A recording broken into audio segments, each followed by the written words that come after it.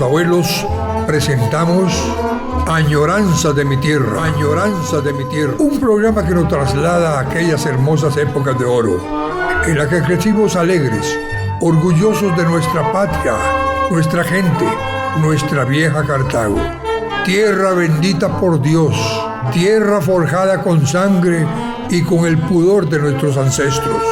Hoy te honramos, oh Cartago querido. Hoy recordamos aquellos momentos y sucesos que nos pasaron, que nos hicieron reír o tal vez llorar, pero con el pasar del tiempo forjaron en nuestras almas sentimientos que nos llenan de orgullo, heredando así un Cartago mejor para nosotros y para nuestras futuras generaciones. Presentamos un programa histórico que rescata tu gloria, Cartago querido, Cartago amado, logrando así posicionarte dentro de la historia en el lugar que mereces. Hoy recordamos a la muy noble y leal ciudad de Cartago, añoranza de mi tierra, añoranza de mi tierra.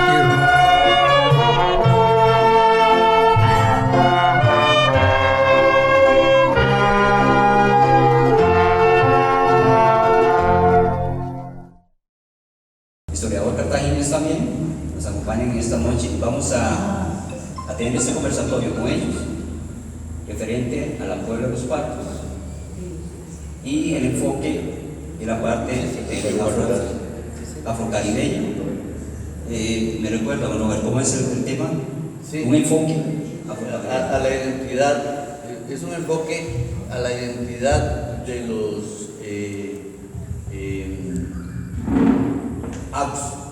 parda como una identidad afrodescendiente durante la colonia. Y Franco tiene va a hacer un enfoque sobre el Lujarrás colonial en la época. Entonces, ahí nos vamos a distribuir los dos. Y porque también hay que hablar de población afro en Lujarrás. ¿Ya? Es importante. Bueno, ahí Franco se encargará de eso. No sé si empezás vos y encantás a la gente aquí por orden de edad. Es usted. Está bien, él fue profesor mío en el colegio. Yo soy alumno de Franco. Sí, es verdad. Fue al revés. Fue al revés. Está la compañera que es testiga, que era profesora. Bueno, un saludo a las señoritas Paraíso y Lola Costa. He estado al tanto de todo este certamen a través de Pablo Chacón. Ahora estamos hablando de eso, que he estado bastante metido en todo esto. Es muy amigo mío. Bueno, yo voy a hablar de la Puebla de los Partos, ¿sí? ¿Puedo grabar? Claro, está en libertad y todos los que quieran grabar pueden grabar. Aquí el amigo Bernie va a estar grabándonos también a nosotros a través de Cartago Antiguo, lo podemos ver. Bueno, primero, a nombre de la Asociación Cultural Puebla de Partos, yo soy el presidente, quiero agradecerles la presencia y la invitación para este conversatorio. Y esta sería la actividad de cierre del Festival Intercultural Puebla de Partos de este 2024. Ya se cumplen 11 años de estar celebrando esta festividad, que es un proyecto de reconocimiento y de recuperación del histórico olvidado de la Puebla de los Partos en Cartago.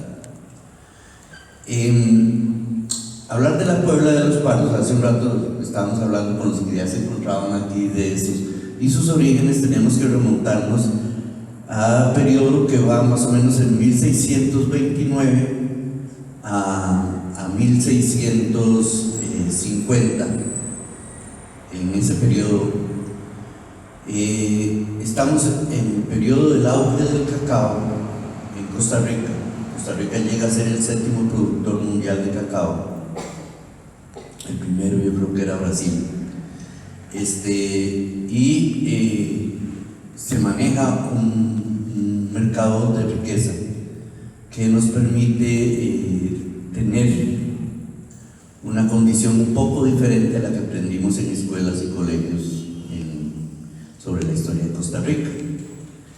Esta abundancia nos lleva a que las familias de Cartago, las familias descendientes de los conquistadores, logren amasar capital suficiente como para tener y participar del tráfico de esclavos y tener esclavos en sus haciendas, no solo en sus haciendas de cacao en Matina, sino de sus haciendas de ¿sí?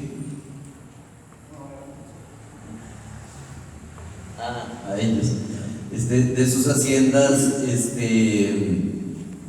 de ganado, que también las tenían en Esparza, en Las Cañas, en Bagaces y en todo ese lado. Entonces, el tráfico de esclavos también llega a plantearnos una situación en la sociedad de castas española que se vivía en la época, de que también habían esclavos liberados.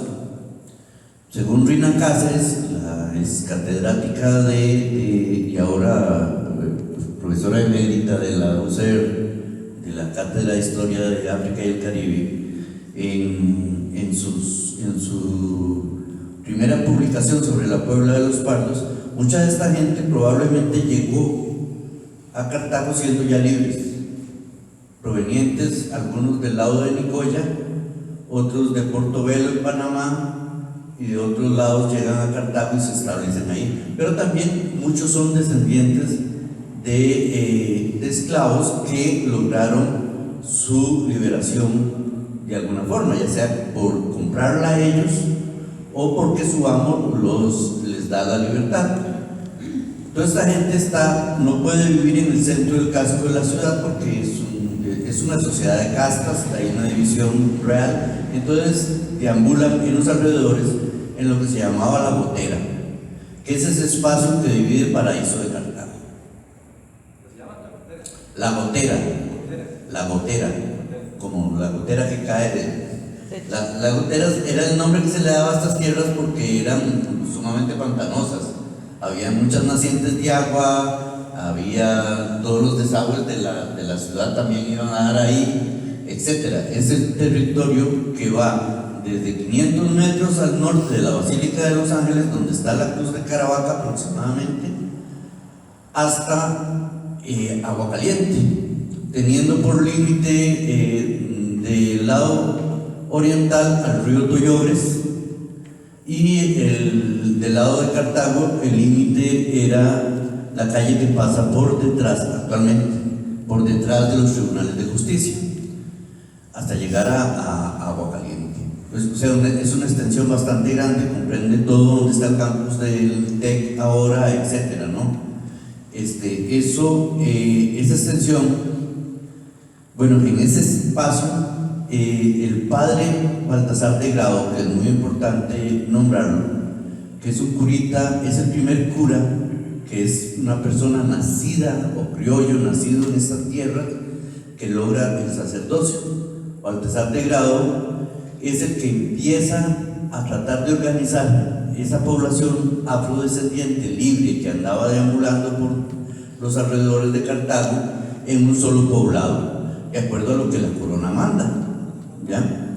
Y entonces él hace varios intentos desde 1629, que hay registros donde él plantea la necesidad de la ermita, la necesidad de organizarse y todo eso, hasta 1650, que es cuando lo logra. En periodo intermedio de eso está el 1635, que es donde se supone que apareció la Virgen de los Ángeles. Algunos expertos, historiadores, inclusive obispos, como Monseñor Gil, dicen que eso fue antes de 1635. Otros dicen que más bien fue después, pero la aceptación general es que fue en 1635. Alrededor de todo esto, el cura central en todo esto es el padre Baltasar de Grado. El nombre de la negrita a la que le apareció, la mulata, que dice en los documentos de la época, que le pareció, el nombre que en los documentos no dice que fue una niña, no dice que fue una mujer adulta, tampoco dice que fue una anciana, sino que dice simple y sencillamente que fue una mulata de la Puebla, nada más. Bueno, de la Gotera, que era lo que había en ese momento, la Gotera. Y ese nombre no aparece, solo se le señala como una mulata a la que le sucedió bueno, la que tuvo el hallazgo. Para otros es un milagro, para otros es una aparición, pero inclusive la iglesia actualmente acepta que fue un hallazgo. Pero sí conocemos al padre, ya se lo referí, fue al tercer grado, ese era el cura. Alrededor de esto empieza a gestarse la comunidad. Los españoles empiezan a lograr conformar eso. En 1650, cuando viene el exgobernador de Cartago, de la provincia colonial de Costa Rica, de la Cerda, Fernández de la Cerda. Fernández de la Cerda es casado con una de las nietas de Vázquez de Coronado. Él como gobernador establece un 27 de abril de 1650, el 27 de abril de 1650 establece que la comunidad que va a ser llamada la Puebla de los Ángeles de Nuestra Señora de los Ángeles, que sería conocida a través del tiempo como la Puebla de los Pardos, donde estaría esa comunidad afrodescendiente y mulata o mestiza. O sea, ahí están todos los afro que no tienen amo, que son libres, pero tampoco son un nivel de ciudadano español o de súbditos de la corona española, pero son libres. Entonces ahí quedan establecidos. Esta puebla va a ser muy importante porque es el primer poblado de afrodescendientes en todo el país, y después porque esta gente tiene una capacidad en sí increíble. Pero prefiero más bien que ustedes pregunten, porque Franco también tiene que hablar y yo me puedo alargar aquí toda la noche y nunca terminar. Entonces pregúntenos y ahí vamos hablando, o no sé cómo, ¿sí? Sí, el origen de la palabra es muy castizo español, se da igual que Puebla, son nomenclaturas de la legislación española. El pardo es el mestizaje de afrodescendiente, pero que ha sido mezclado ya con mulatos que tienen de blanco y negro, con zambos que tienen de negro e indio. Es ese mestizaje en el que el color de la piel es más oscuro, pero muchos rasgos de la africanidad se pierden. O sea, es esa mezcla, son afrodescendientes, pero en esa mezcla. Y le digo, las nomenclaturas españolas alrededor de los afrodescendientes y de los mestizos indígenas y todo son increíblemente largas. Es más, hay una colección de arte inmensa de Perú y México, que es el arte de las castas. O sea, donde encontramos esa mezcla, cuál es y cómo se por ejemplo, está el sambo, está el mulato, que ya dije que son, ¿verdad? Sambo es mezcla. Lo que llamamos la chola guanacasteca vendría a ser el sambo, que es la mezcla de indígena con negro. ¿Ya? Lo que llamamos mulatos, bueno, todos sabemos, es la mezcla del afrodescendiente con el blanco. Sin embargo, los índices de población nos dicen que los blancos fueron la minoría, ¿ya? En todo momento, menos de un 10, máximo de un 10% de la población en los diferentes poblados de lo que era la Costa Rica de la época, ¿ya? Los negros eran una población intermedia y la población mayoritaria eran los indígenas. En Cartago, la población afrodescendiente libre, no estamos hablando de esclavos, libre, llegó a ser el 27%. En Esparza y que era parte de la Costa Rica, la provincia provincial de Costa Rica, hablemos de las cañas, o sea, el río ¿qué es el que está ahí el río? Río Salto. El río Salto para abajo. El río Salto para abajo, todo eso era parte de la provincia de Costa Rica. Para arriba era del partido de Vicoya. Entonces las cañas, bagaces, todo eso era parte de Costa Rica. También habían fincas ganaderas de muchos cartagos ahí, y ahí la población llegó en algunos casos hasta el 90%, ¿ya?, de la población de afrodescendientes. Entonces los índices de población son muy importantes, y ahora después veremos, porque algo que señala Franco en diferentes momentos es que si bien en poblaciones de sociedades esclavistas españolas y portuguesas, como el caso de Brasil, México, Cuba y Colombia, una familia que llegaba a tener 6 esclavos era considerada una familia profundamente rica, más que si consideramos que el valor de un esclavo era el mismo valor que podía tener una casa en el centro de la ciudad de Cartago. Entonces, tener 6 esclavos era una familia rica en cualquiera de sus países. En Costa Rica hablamos de familias que tuvieron de 16 a 26 esclavos. ¿Sí? La producción de cacao es en zona baja, y es en Matina. Sí, la producción en la época colonial más importante de cacao, porque también hubieron plantaciones de cacao en el Pacífico, pero las más importantes fueron las de Matina. Y ahí hablamos de que habían fincas hasta con 3.000 plantas de cacao. Y el cacao había que procesarlo. El cacao no era que se bajaba el fruto y se iba para España así, llegaba podrido. Necesitaba todo el proceso, y eso lo hacía mano de obra esclava.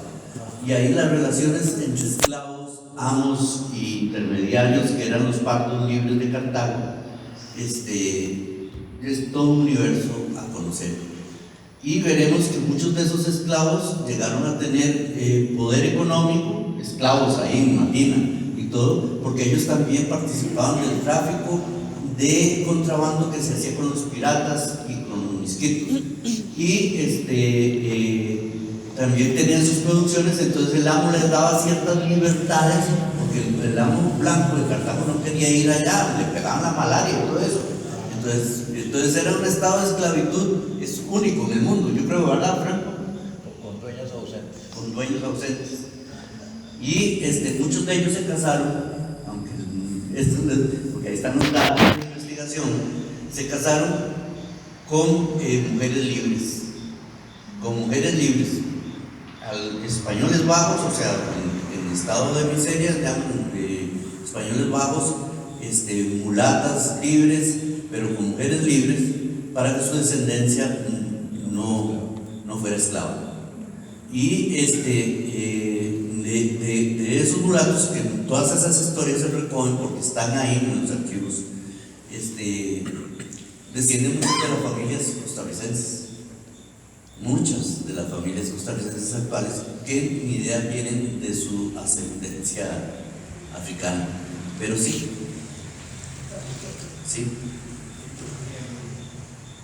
¿Hay algún registro de si hubo una oposición de los partos de salir de Cartago cuando fueron expulsados, y cómo manejaron el que les quitaran la imagen? Porque digamos, ellos pudieron... Bueno, es que eso es todo un proceso de muchos años, pero ellos nunca fueron expulsados de Cartago. Los pardos, la Puebla de los Pardos nunca perteneció a Cartago. Tenía su propia, o sea, esta cédula real que publica Fernández de la Cerda le da categoría de poblado reconocido por el Imperio Español. O sea, es un poblado que no perteneció. Era segregacional, era como el apartheid, como ese tipo de cosas, ¿no? Era segregacional. Era un poblado donde solo podían vivir los afrodescendientes libres. Ni blancos ni indios iban a vivir ahí. Los indios tenían la nahoría, que era al otro lado, lo que ahora llamamos el Molino de Cartago. Todo eso hasta toparse con Tejar, con Guadalupe, y lo que ahora es el cementerio, que no existía en ese entonces, eso era la nahoría. Estaba poblado por indios nahoríos, o sea, indios que habían sido hijos de indios, ¿cómo se llama? No era la esclavitud indígena, lo que hizo Caraván de Rivera con los indígenas.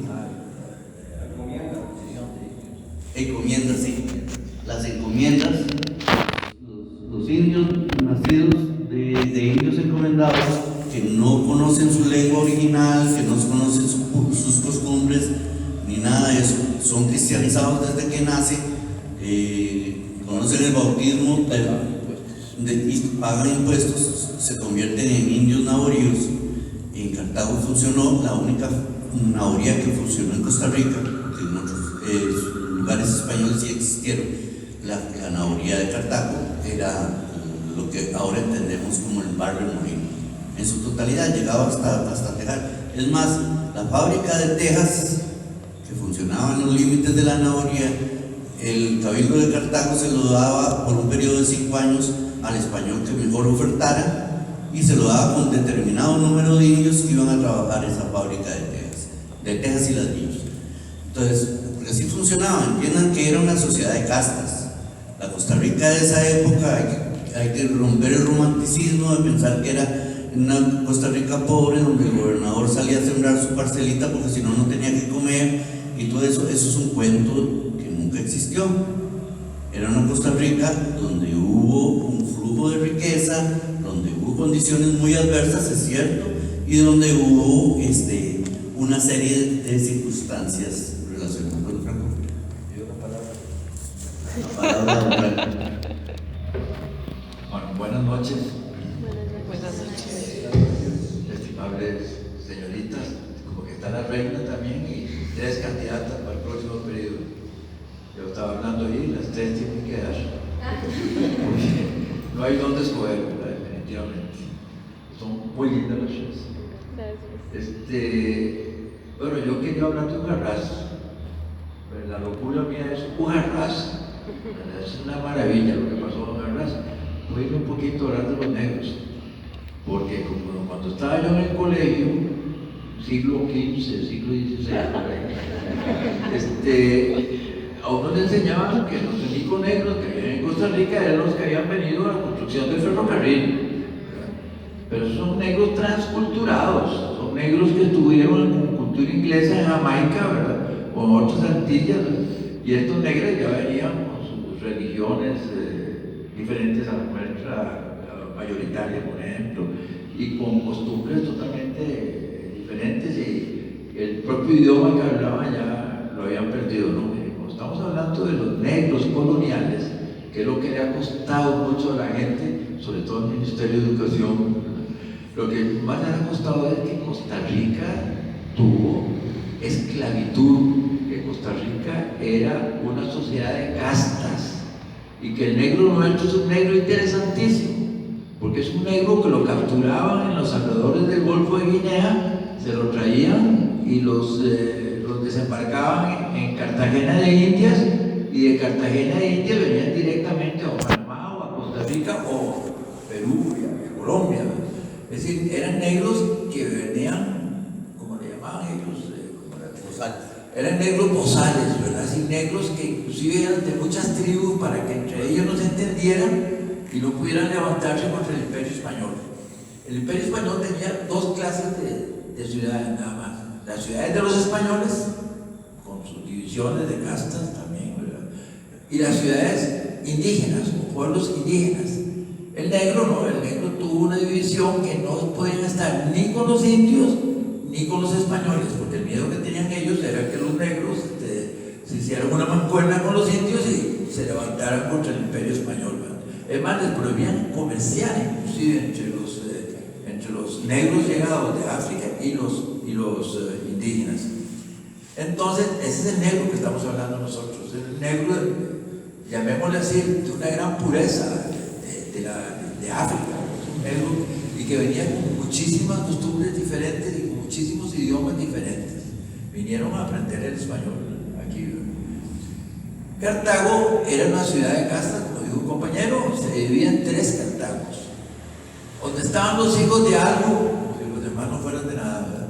Donde estaban los hijos de algo que eran aproximadamente, que eran unas 57 cuadras, ¿verdad? Era 6 por 5 más o menos, por ahí, 7 por 5 o 7 por 5, era muy pequeñito. Hacia el este, la Puebla de los Pardos, y hacia el oeste, estos indios naboridos, ¿verdad? Los pardos, ya cuando se organizaron pasaron, como les explicó el compañero, ellos no podían pasar a Cartago sin permiso. O los indígenas que estaban en los naboridos tenían su propia iglesia. No se les ocurría jamás a un español ver un indio en la iglesia del apóstol Santiago, que era la vicaría de Costa Rica, y que ahorita otra vez el obispado de Cartago se llama el obispo de la parroquia del apóstol Santiago, se volvió otra vez a lo de antes. El patrono de Cartago en esos momentos era el apóstol Santiago. Bueno, entonces yo quiero hablar de eso.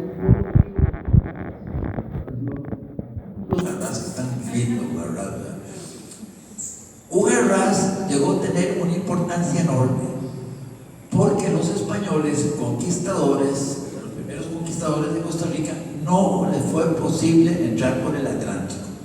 La conquista de Costa Rica se hizo por el Pacífico. Entraron por Panamá y empezaron a subir y se metieron por el Pacífico. La conquista de Costa Rica también es una conquista tardía.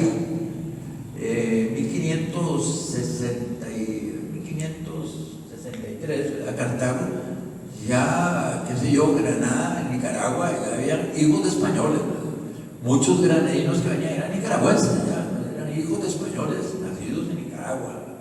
Porque fue tardía, porque fue imposible a esta gente entrar por las condiciones que el compañero dijo, por el lado del Atlántico, que era, bueno, amazónico, lluvias, enfermedades que no conocían los españoles, clima calientísimo, las enfermedades que vamos a hablar ahora cuando hablemos de Hujarrás. Al español siempre le interesó tratar de llegar al Atlántico. La pelea de ellos es cómo llegar al Atlántico, ¿verdad? Por eso que la primera ciudad que se fundó Costa Rica, que fue García Muñoz, no les satisfizo mucho porque querían avanzar más hacia el Atlántico, porque la pasada de Cristóbal Colón en su cuarto viaje por Costa Rica, por eso se llama Costa Rica, la riqueza que ellos vieron en los indígenas que conocieron de Cañarí hacia el sur era enorme, collares y cosas de oro casi puro. Entonces ellos creían que en Costa Rica, sobre todo en la zona sur de Costa Rica, habían grandes minas de oro. Entonces ellos querían, porque esa era la riqueza, ¿verdad? España no podía producir nada, y había luchado 8 siglos contra los árabes y ahora les tocó toda la conquista de América. Entonces, ¿qué pasa? Que en España no se producía nada, todo había que comprarlo en lo que ahora es Francia o Inglaterra o los Países Bajos, ¿verdad? Ya productos hechos. Bueno, entonces cuando vino este soldado de García Muñoz, que lo mandaron a esta zona, que entró por la parte norte de Cartago, que fue el que fundó Cot, ¿verdad? Y llegó por primera vez a lo que es Hujarrás, porque la fama de Uxarraxi, ¿verdad? Hujarrás, era enorme porque ahí estaba ni más ni menos que el indígena principal de toda la zona que se mandaba desde prácticamente el Atlántico hasta el río Virilla. Imagínense ustedes. Si cerca de Hujarrás o entre Hujarrás y Tupurrique siempre estuvo el indígena de mayor categoría, porque una confederación de indígenas, unos de mayor altura, otros de menos altura, hasta pueblitos muy pequeños indígenas. Ahí estaba ni más ni menos que el indígena principal.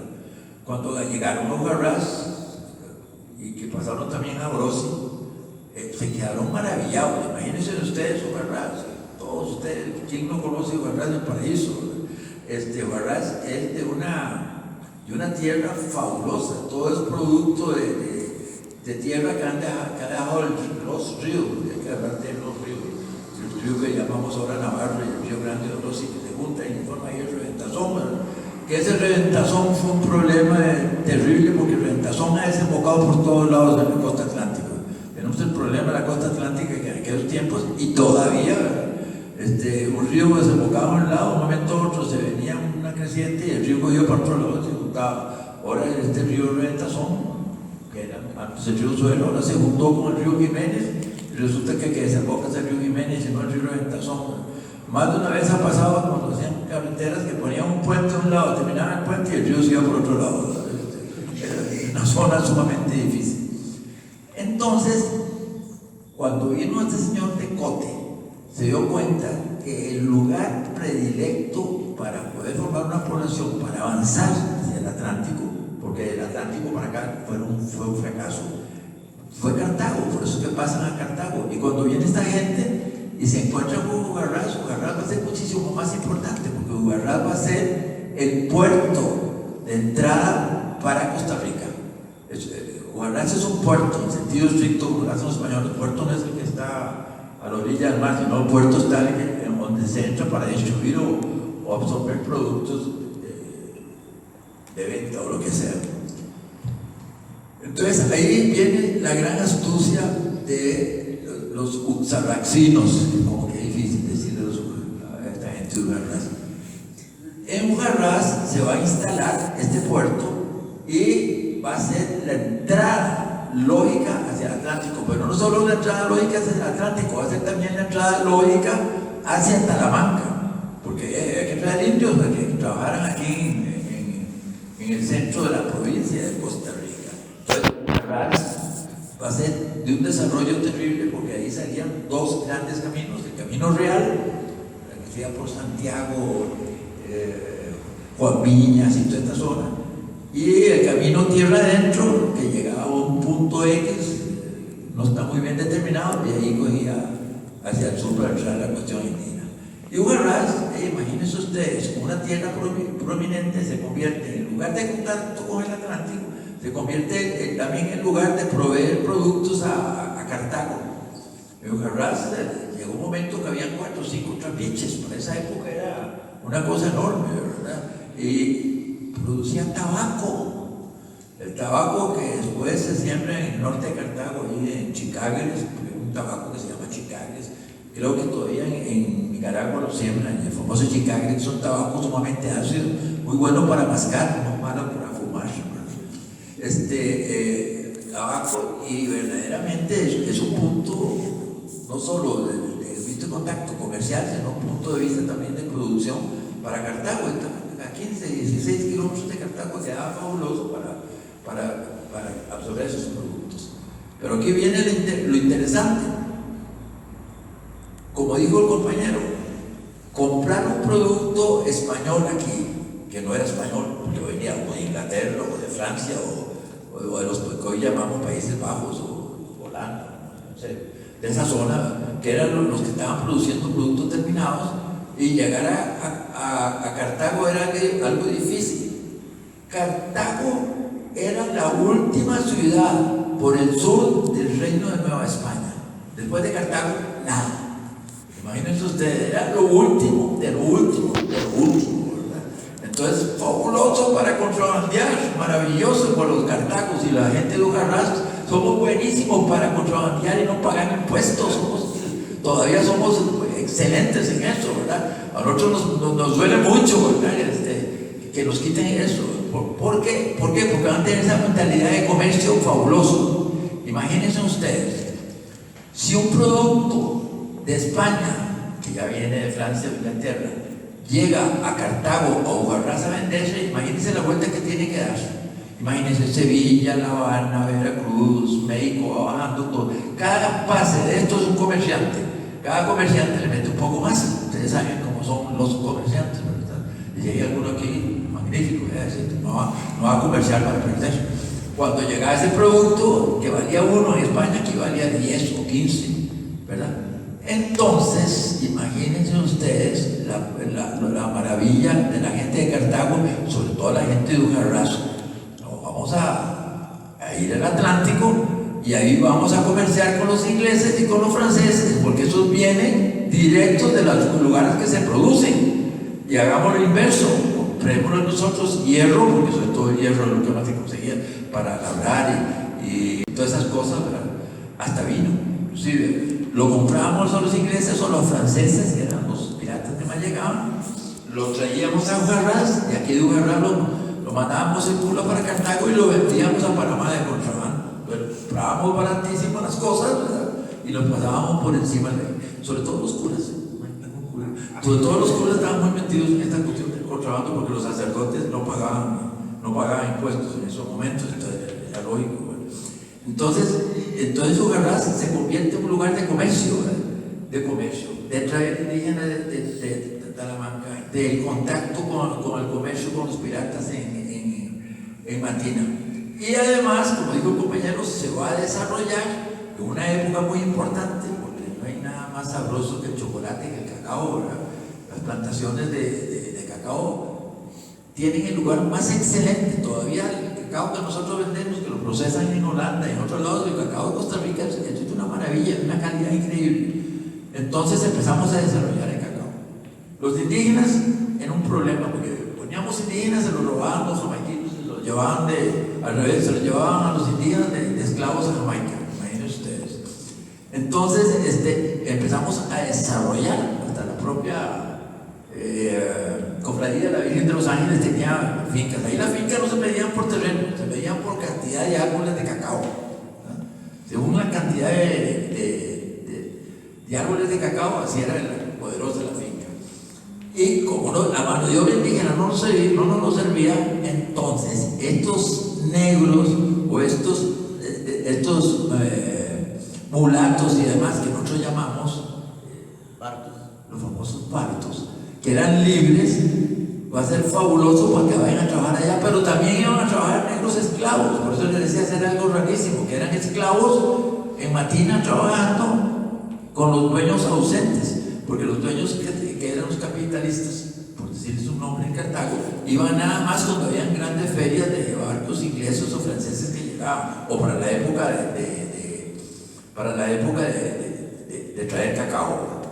Entonces el cacao de ahí nosotros los portábamos a un principio con el gobierno, con el comercio español, pero después el Atlántico se hizo un mar inglés.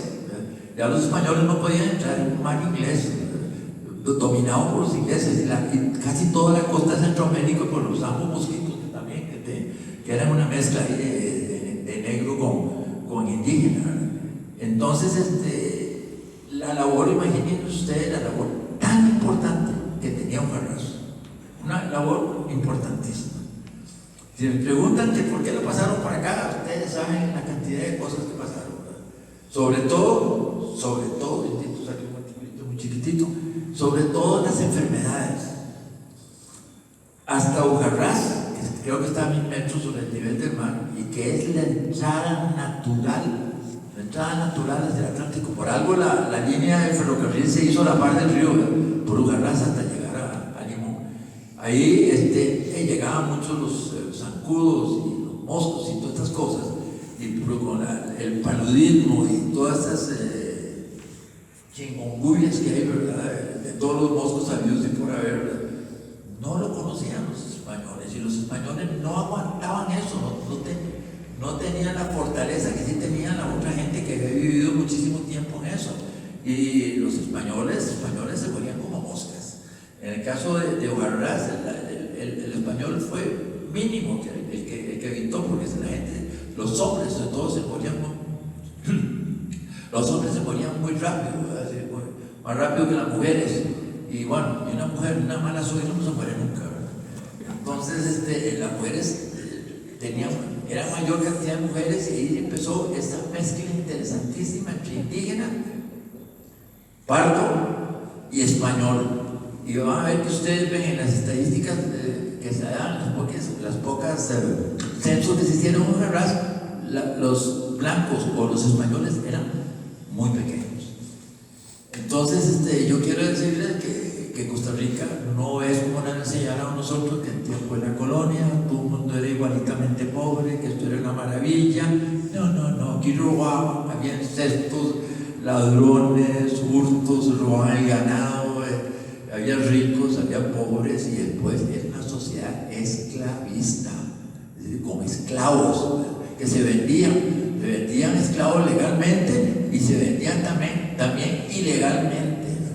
Y que había también gente de cultura negra, que eran los que ha hablado el compañero, que también tuvieron una importancia muy grande, porque ni más ni menos formaron la cofradía más poderosa de Costa Rica, que era la cofradía de Los Ángeles, que recogía dinero hasta en otro lugar, que era en Nicoya. Nicoya era otro lugar fuera de Costa Rica, y una cofradía muy organizada que llegó a tener inclusive grandes plantaciones de cacao en Matina, y que en realidad pues fue tan importante que ya en 1883 o por ahí, la Virgen de los Ángeles desplazó a nuestra patrona que está por aquí arribita a nosotros, y desplazó a Santiago Apóstol y se declara la patrona de Cartago, y en 1824 la patrona de Costa Rica, y los que teníamos otras visiones como la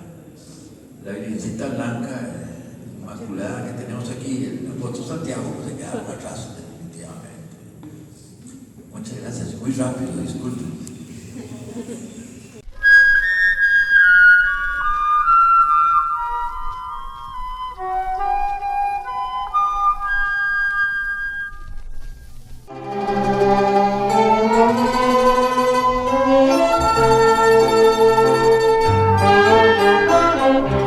Añoranzas de mi tierra, añoranzas de mi tierra, al rescate de nuestra historia. Les esperamos el próximo jueves a partir de las 7 de la noche. El canal de Cartago Antiguo, en Facebook y en YouTube. Añoranzas de mi tierra.